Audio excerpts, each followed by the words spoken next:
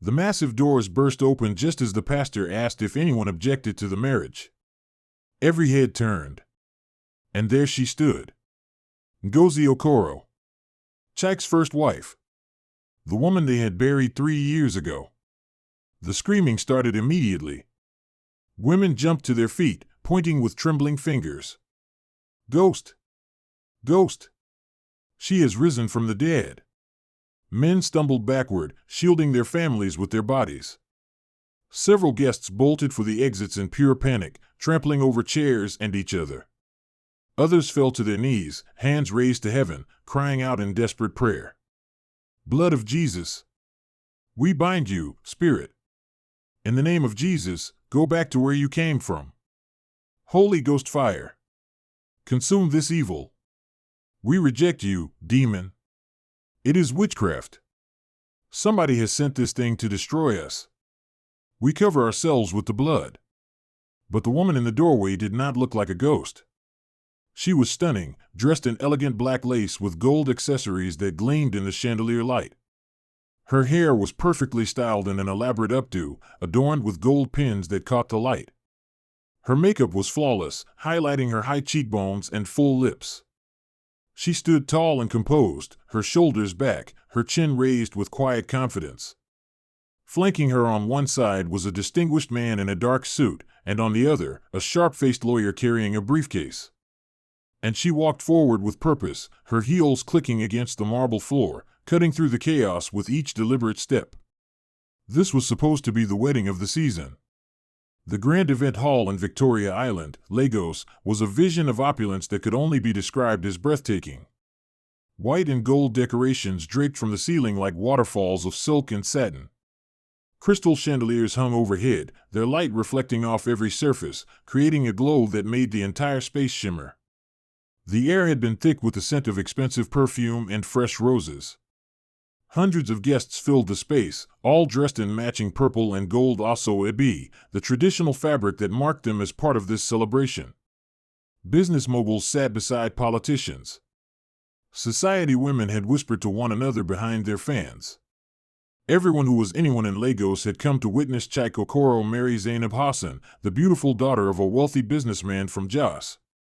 Chike had looked perfect at the altar just moments ago, handsome and confident in his cream-colored suit, custom-tailored to fit him perfectly. Beside him, Zainab had been radiant in her designer wedding gown imported from Paris, her veil adorned with crystals that caught the light. Everything had gone exactly as planned. Until the doors opened. Now, the hall was pandemonium. Prayer warriors began speaking in tongues, their voices rising in spiritual warfare, calling on powers unseen. The bride's mother collapsed in her seat, her eyes rolling back. Women rushed to her aid, fanning her face, calling for water, crying out for help. Zainab herself stood frozen at the altar, her face frozen in shock, her bouquet slipping from her trembling hands and scattering white roses across the marble floor like fallen tears. Chike's expression shifted from shock to pure, cold terror. His confident smile vanished, replaced by a look of horror he could not hide. His hands gripped the edge of the altar so hard. Sweat began to bead on his forehead despite the air conditioning. In the front row on the groom's side sat Uncle Obi Malo, a man in his 50s with a round face and calculating eyes. He was dressed in an expensive blue agbada, his cap sitting at a jaunty angle. Just moments ago, he had looked satisfied and prosperous. Now he gripped the chair in front of him, his face a mask of disbelief, his mouth hanging open. The woman walked down the aisle, past the screaming guests, past the people binding and casting, past the chaos she had created with her mere presence. Her face remained calm, composed, even serene. She did not flinch at the screams, did not react to the prayers being hurled at her like weapons. Then, from the groom's side, an older woman, Chike's aunt, grabbed a handful of sand from a decorative plant near the aisle. With shaking hands, she threw it at the approaching figure, her voice cracking as she shouted, "If you are a spirit, let this sand pass through you. Show yourself, demon." The sand hit Ngozi squarely on her black lace outfit and fell to the ground. She was solid. Real. But the chaos did not stop. Some people saw it and gasped, others were too busy praying or running to notice. The confusion only deepened. If she was not a spirit, then who was she? How was this possible? Ngozi brushed the sand from her outfit calmly and continued walking. She stopped directly in front of Chaik, close enough that he could see every detail of her face, close enough that he could see she was real, solid, alive. "Hello, husband," she said, her voice strong and clear, cutting through the noise. "Surprised to see me?" The pastor stammered, his Bible shaking in his hands, his face pale. "Is this real?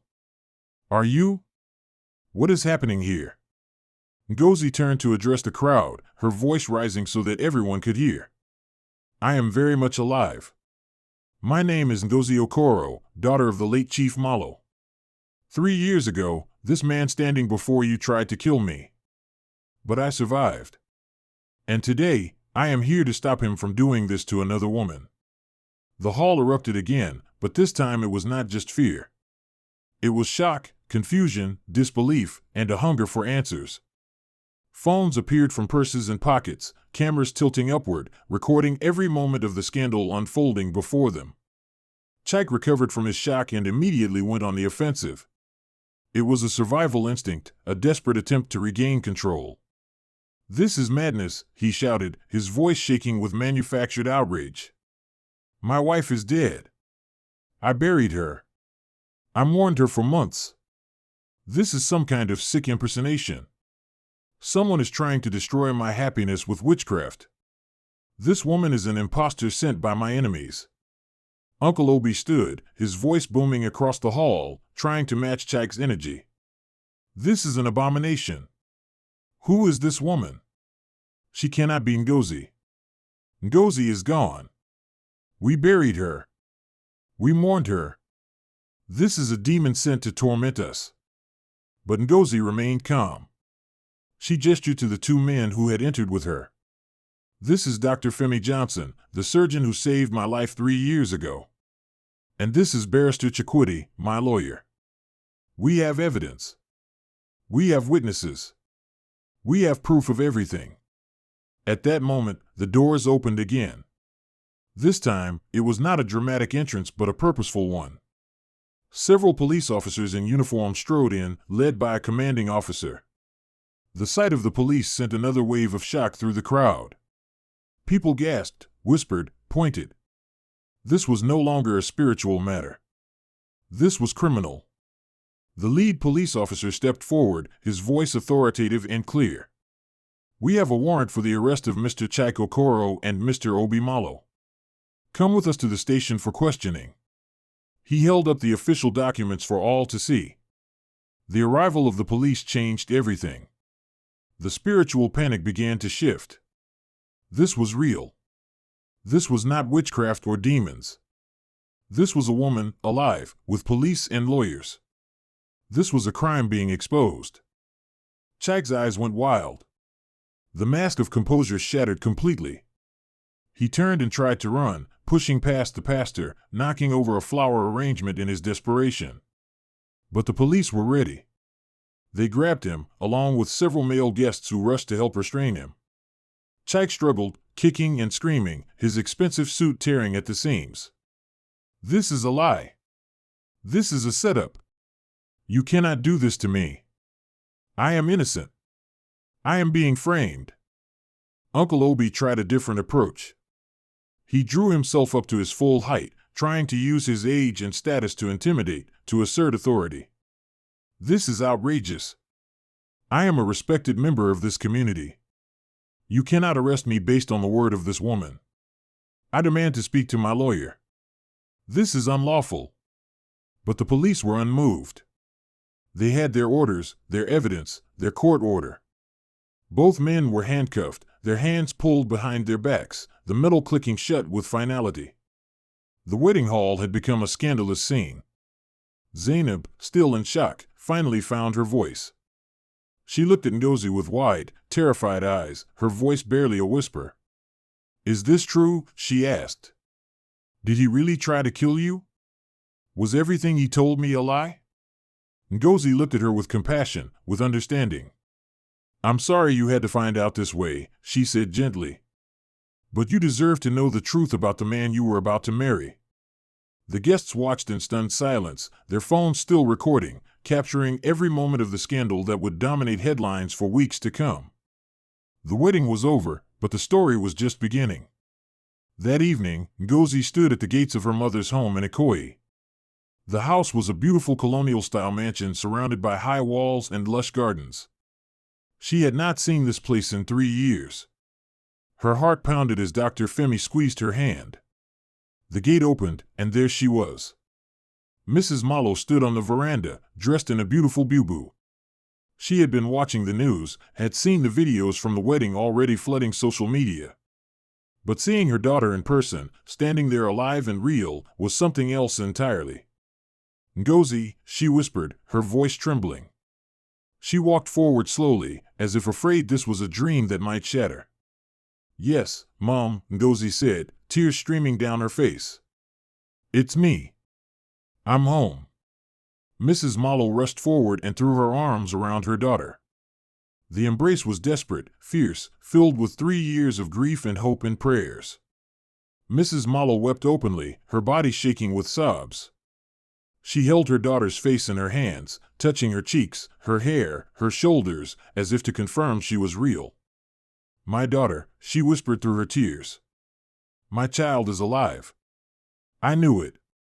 I knew you were not gone. A mother knows. A mother always knows.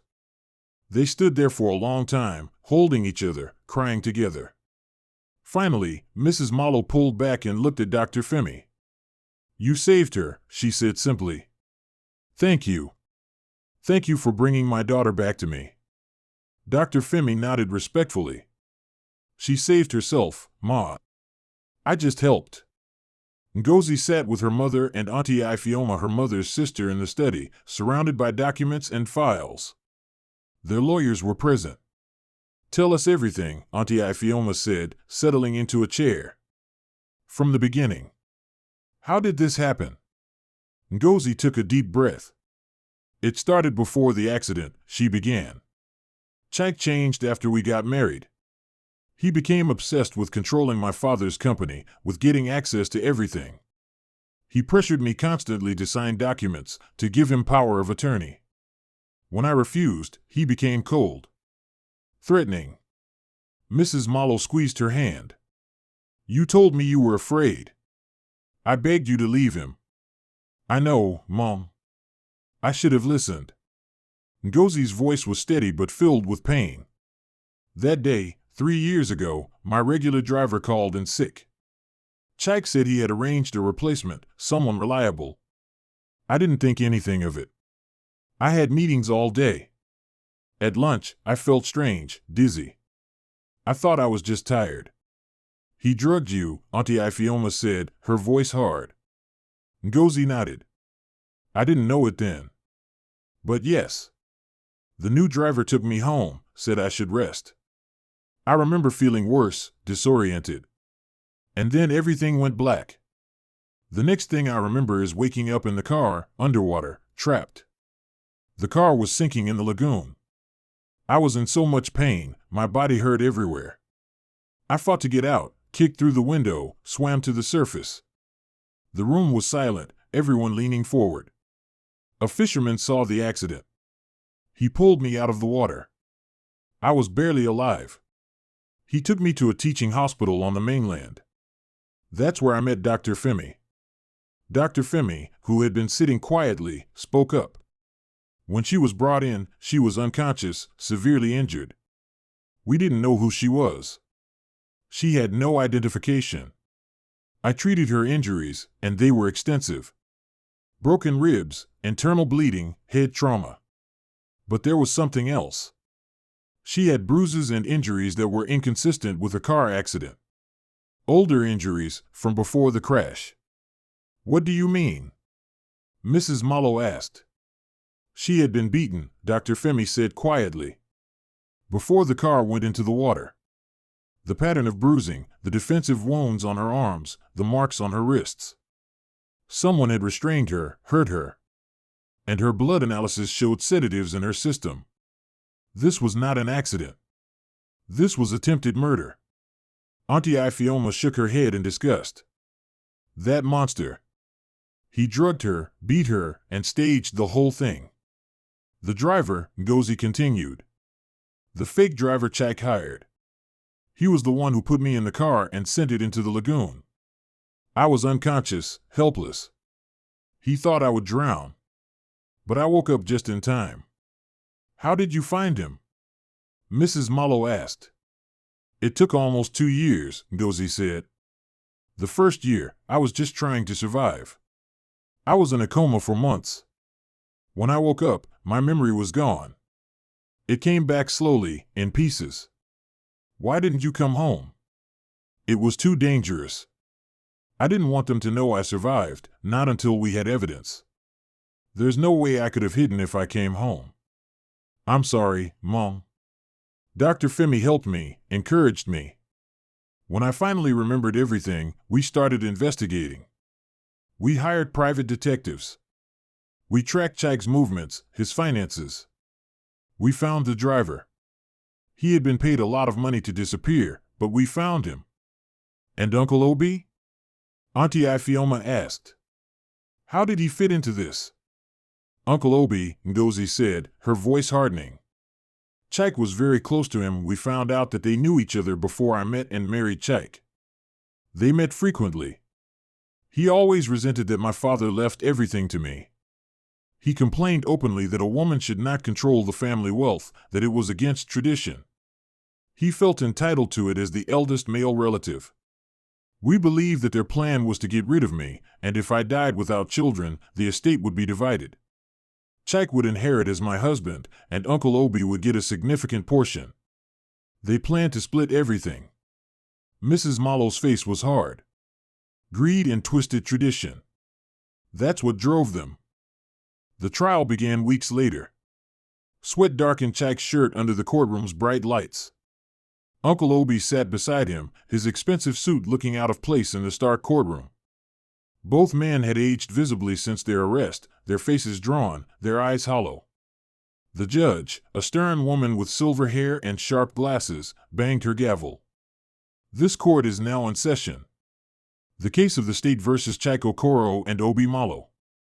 Charges: attempted murder, conspiracy to commit murder, and fraud. The courtroom was packed. Every seat filled with journalists, family members, and curious onlookers who had lined up hours before the doors opened. Cameras lined the walls, broadcasting every moment to millions watching at home. Outside, crowds gathered with signs reading "Justice for Ngozi and women will not be silenced." The prosecutor rose, a man with a commanding presence. His voice was firm and cutting. My lord, what we have before us is not a simple matter of greed. It is the cold-blooded plot of a husband who sought to murder his wife, aided by her own uncle who betrayed family bonds for money. Their aim was to seize control of her empire, billions in assets, companies that feed families across this nation. But for the courage of one man, a driver who came forward despite threats, and the resilience of the victim herself, this wickedness would have succeeded. The crowd murmured. Many glanced at Ngozi, who sat quietly. She was dressed in a simple but elegant navy blue outfit, her face calm but her eyes fierce. Beside her, Mrs. Mallow sat with her back straight, her hand clasped tightly in her daughter's. The prosecutor turned toward Chike. Do you deny plotting to drug your wife? Do you deny hiring a driver to stage her death? Do you deny conspiring with her uncle to steal her inheritance? Chike leaned forward, his voice cold and defiant. I deny everything. This is nothing but lies spun by people who want to destroy me. My wife was in an accident. I mourned her. I moved on with my life. This woman appearing at my wedding is either an imposter or someone who has been manipulated by my enemies. Gasps filled the courtroom. Ngozi's jaw clenched. She rose suddenly, her voice shaking with rage. You liar, she cried. Look at me, Chike. You drugged my food. You hired a man to beat me and drown me. You tried to bury me alive like trash so you could steal everything my father built. The judge banged the gavel sharply. Order in the court. But the electricity in the air was uncontainable. The prosecutor lifted a sealed evidence bag containing a syringe. My lord, this was retrieved from the warehouse where Mrs. Okoro was taken. Analysis proves it contained benzodiazepines, sedatives used to render the victim unconscious. We also have medical evidence showing she was severely beaten before the car entered the water. All eyes turned to Uncle Obi. His face had collapsed, his confident demeanor gone. He looked like a man who knew his fate was sealed. The prosecutor continued. My lord, we have the drugs. We have the driver who staged the accident. We have the testimony of the victim herself. And we have witnesses who will prove this was a calculated conspiracy. The judge nodded. Call your first witness. The prosecution calls Mr. Emeka Nwosu. A thin man in his 30s walked to the witness stand, his face pale, his hands trembling. He too was being charged with attempted murder and would face prison time. But his cooperation would be considered in sentencing. He swore the oath, his voice barely audible. Mr. Emeka, Barrister Chikwudi began. Tell the court what happened 3 years ago. Emeka's voice shook. Mr. Okoro approached me. He said he needed someone to drive his wife for a day. He paid me a lot of money. More than I had ever seen. He gave me specific instructions. What instructions? He said I should pick her up from her office. He said she would be feeling sick, that I should take her home. But I was to pretend that I was taking her home, but I was supposed to take her to a warehouse in Apapa. When I got there, Mr. Okoro and another man were waiting. Who was the other man? Mr. Obi Malo. I recognized him from pictures. The courtroom murmured. Uncle Obi's lawyer objected, but the judge allowed the testimony to continue. What happened at the warehouse? Mrs. Okoro was unconscious in the back seat. Mr. Okoro had drugged her drink at lunch. They pulled her out of the car. They severely beat her up. I didn't know they were going to do that. I swear I didn't know. What happened next? They put her back in the car. Mr. Okoro told me to drive to the 3rd mainland bridge when it was dark and send the car into the lagoon. He said it would look like an accident. He said she was already unconscious, that she wouldn't feel anything. He paid me more money. I was scared. I did what he said. You drove the car with Mrs. Okoro inside into the lagoon? Yes. I put it in drive and jumped out before it went over. I thought she was dead. I thought she would drown. I'm sorry. I'm so sorry. The courtroom erupted. Shouts, gasps, cries of outrage filled the hall. The judge banged her gavel furiously. Order! Order! Chike's lawyer rose, his voice aggressive. Mr. Emeka, you are facing serious charges yourself. Isn't it true you're testifying to reduce your own sentence? How do we know you're not making this up? Emeka's voice grew stronger. I am guilty. I know that. I will go to prison for what I did. But I am telling the truth. I have nothing to gain by lying. The evidence is there. The phone records, the money transfers, the warehouse. It's all there. The defense had no response. Emeka stepped down, his shoulders bent with shame. The prosecution calls Mr. Chidi Okafor. A large man with honest eyes stepped forward. He was Ngozi's regular driver, the man who had driven her for 5 years before the incident. Mr. Okafor, the prosecutor began. Tell the court about the day of the incident. Chidi's voice was steady. That morning, Mr. Okoro called me. He said I wasn't needed that day, that he had arranged another driver for Madam. I found it strange. Madam always used me. She trusted me. I asked if everything was okay. He said yes, that it was just for one day. What did you do? I was worried. Something felt wrong. I tried to call Madam later that day, but her phone was off. That evening, I heard about the accident. I heard she was dead. I knew something was wrong. Why didn't you come forward then? Chidi's voice dropped. I was afraid. Mr. Okoro was powerful. I had a family to feed. But when I heard Madam was alive, when I saw her at that wedding on the news, I knew I had to speak. I contacted her lawyers and told them everything. Thank you, Mr. Okafor. The defense tried to discredit him, suggesting he was loyal to Ngozi and biased. But Chidi stood firm. I am loyal to the truth, he said simply. Next came the blood tests, presenting charts and slides.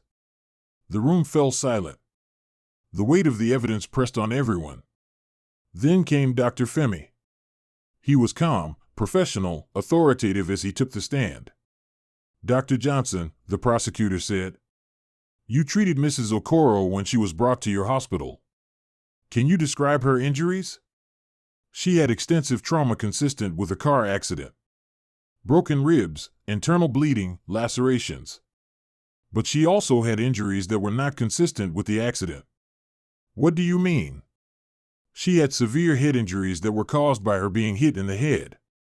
The position and type of her head wounds could not have been sustained in a car accident. She had bruising on her upper body and face that were older injuries, suggesting she had been beaten hours before the crash. And the toxicology report? It showed high levels of benzodiazepines in her system. Sedatives. She had been drugged. She could not have been conscious to drive a car. The courtroom was silent. The medical evidence was damning. Finally, Ngozi took the stand. She was calm, composed, but her words carried the weight of 3 years of pain. She described waking up underwater, trapped, fighting for her life. I fought to survive, she said, her voice steady. I clawed my way out of that car. I swam to the surface. And I survived to see justice done, to make sure no other woman suffers what I suffered at the hands of a man who claimed to love her. The courtroom was silent. Many were in tears as she gave her testimony of love, pain, and betrayal. The prosecutor presented phone records showing dozens of calls between Chaik and Uncle Obi in the days before the attack. Financial records showed large cash withdrawals and payments to Emeka. A house help testified she had overheard them arguing in Uncle Obi's study about when to do it and how to split the money. The evidence was overwhelming. The defense had nothing but denials. Finally, the judge turned to Chaik. Mr. Okoro, you have heard the charges, the testimony, the scientific proof. Do you have anything to say before this court passes judgment? Chaik rose slowly, his face twisted, half fury, half despair. His voice cracked as he spoke. Yes, I have something to say. I loved Ngozi once, but she loved her companies more than me. Everything was always about her empire, her billions, her power. What was I? A shadow in her house, a husband in name only? I was supposed to share in her glory, yet she treated me like an employee. Ngozi flinched as though struck.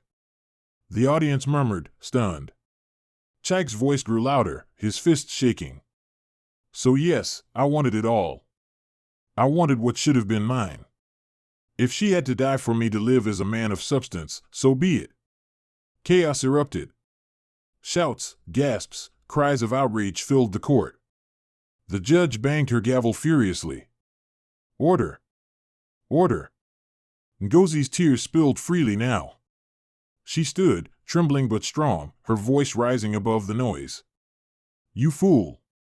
Love is not stolen. Respect is not forced. You had everything, my trust, my home, my life. But your greed drowned you. You tried to kill me, and now you have killed yourself. Chaik's eyes burned with madness. I regret nothing, he roared, his voice echoing. Guards surged forward as he tried to leap toward Ngozi. They held him down, shackles clinking as he screamed curses. Uncle Obi broke into sobs, collapsing onto the floor of the dock. Forgive me, my lord. Forgive me, Ngozi. I was blinded by greed. I betrayed my own blood. I deserve death. The judge's gavel thundered once more. The hall fell into tense silence. Her voice was firm, unshaken. This court has heard enough. Chaik Okoro, you are guilty of attempted murder, conspiracy to murder, and greed of the highest order. You are hereby sentenced to 25 years imprisonment with hard labor. May your chains remind you of the life you tried to destroy. Chaik screamed as the guards dragged him away, his voice echoing. It should have been mine. All mine. The judge turned to Uncle Obi. And you, Obi Malo, you betrayed your own niece, your own blood, for money. Your greed is unforgivable. This court sentences you to 20 years imprisonment. You will spend your remaining years remembering the family you destroyed. Uncle Obi collapsed into his chair, too broken to resist as police carried him out. The judge's gavel struck a final time. Mr. Emeka Nwosu, while you have cooperated with this court, you are guilty of attempted murder. You are sentenced to 15 years imprisonment. Court dismissed. The hall erupted. Some clapping, others weeping, all buzzing with the weight of history. Reporters rushed out to spread the verdict. Ngozi, exhausted, sank into her seat. Her body trembled with relief and pain. She whispered, "It's over." Dr. Femi took her hand. "No," he said gently. "It's only the beginning. You have your life again now. What will you do with it?" She turned to him, her eyes soft, her lips trembling with gratitude. "I will live," she said simply. "I will live fully, freely, and I will help other women find their way back to life too." Mrs. Malo embraced her daughter, tears streaming down both their faces. Auntie Ifeoma stood beside them, her voice strong. "Justice has been served. Now we rebuild." And as they left the courtroom together, Ngozi, her mother, Dr. Femi, and Auntie Ifeoma at her side, the crowd outside roared like a storm. Cameras flashing, voices chanting her name. Ngozi!